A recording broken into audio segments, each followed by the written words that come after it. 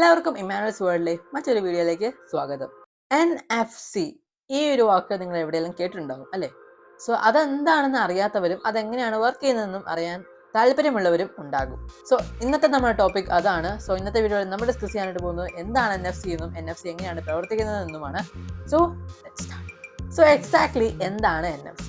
NFC full form എന്ന് പറയുന്നത് near field communication എന്നാണ്. ഇതൊരു ഷോർട്ട് റേഞ്ച് ആയിട്ടുള്ള ഒരു വയർലെസ് കമ്മ്യൂണിക്കേഷൻ ടെക്നോളജിയാണ്. അതായത് രണ്ട് ഡിവൈസസ് തമ്മിൽ നമ്മൾ 4 സെന്റിമീറ്റേഴ്സിന്റെ താഴെ ഉള്ള ഡിസ്റ്റൻസിൽ ചേർത്ത് വെച്ചിരിക്കുന്ന സമയത്ത് ഇൻഫോർമേഷൻസ് ഒരു ഡിവൈസിൽ നിന്നും മറ്റൊരു ഡിവൈസിലേക്ക് ട്രാൻസ്ഫർ ചെയ്യാൻ വേണ്ടിയിട്ടാണ് ഈ ഒരു NFC ഉപയോഗിക്കുന്നത്.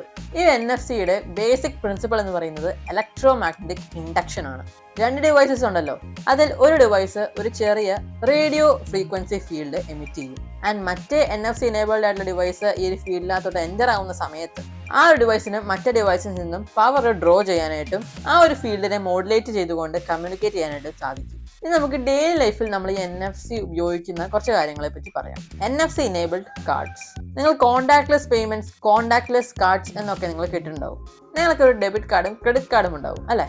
ഈ ഒരു NFC എനേബിൾഡ് കാർഡ്സ് എന്ന് പറയുന്നത് അതിന്റെ ഉദാഹരണങ്ങളായിട്ട് നമുക്ക് ഈ ഒരു ക്രെഡിറ്റ് കാർഡിനെയും ഡെബിറ്റ് കാർഡിനെയും എടുക്കാം.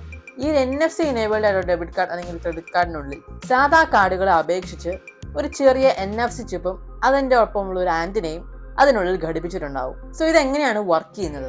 ഇപ്പോൾ നിങ്ങൾ സ്ഥലത്ത് പേയ്മെന്റിനായി നിൽക്കുകയാണ് എന്ന് വിചാരിക്കുക. സോ അവിടെ ഒരു കോൺടാക്ട്ലെസ് പേയ്മെന്റ് ടെർമിനൽ ഉണ്ട് എന്ന് വിചാരിക്കുക. അതായത് നമ്മൾ പേയ്മെന്റ് ചെയ്യാൻ മുമ്പ് ആ ഒരു കോൺടാക്ട്ലെസ് മെഷീൻ ഇല്ലേ, ആ ഒരു മെഷീൻ, ആ ഒരു ടെർമിനലാണ് നേരത്തെ നമ്മൾ പറഞ്ഞ റേഡിയോ ഫ്രീക്വൻസി എമിറ്റ് ചെയ്യുന്നത്.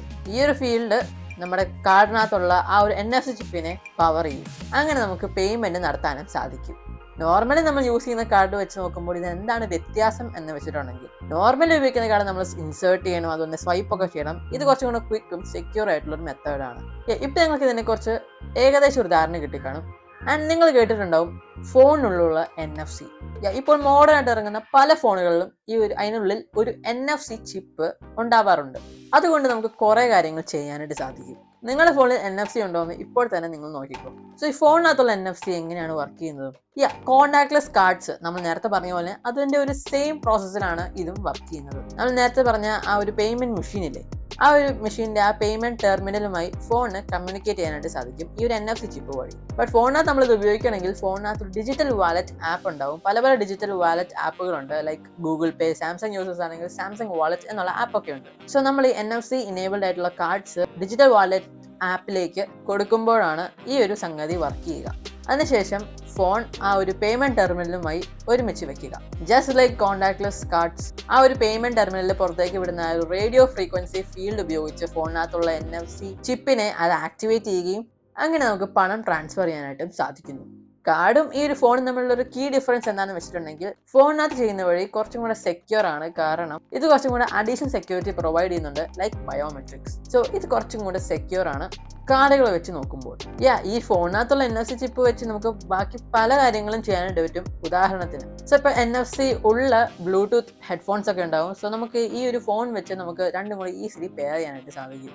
പിന്നെ നമുക്ക് ഡേറ്റ ട്രാൻസ്ഫർ ചെയ്യാനായിട്ട് സാധിക്കും. അതായത് ചെറിയ എമൗണ്ടിലുള്ള ഡേറ്റ ലൈക്ക് ഫോട്ടോസ് ഒക്കെ നമുക്ക് ഒരു ഫോണിൽ നിന്നും മറ്റേ ഫോണിലോട്ടൊക്കെ ട്രാൻസ്ഫർ ചെയ്യാൻ സാധിക്കും. അതുപോലെ തന്നെ നമുക്ക് NFC ടാഗുകൾ റീഡ് ചെയ്യാനായിട്ട് സാധിക്കും. ആൻഡ് നിങ്ങൾ വലിയ വലിയ ഹോട്ടലുകളും അതുപോലെ റിസോർട്ടിലൊക്കെ താമസിച്ചിട്ടുള്ള വ്യക്തികളാണെങ്കിൽ നിങ്ങളുടെ റൂമിന്റെ കീ എന്ന് പറയുന്നത് ഒരു NFC റീഡർ ആയിരിക്കും.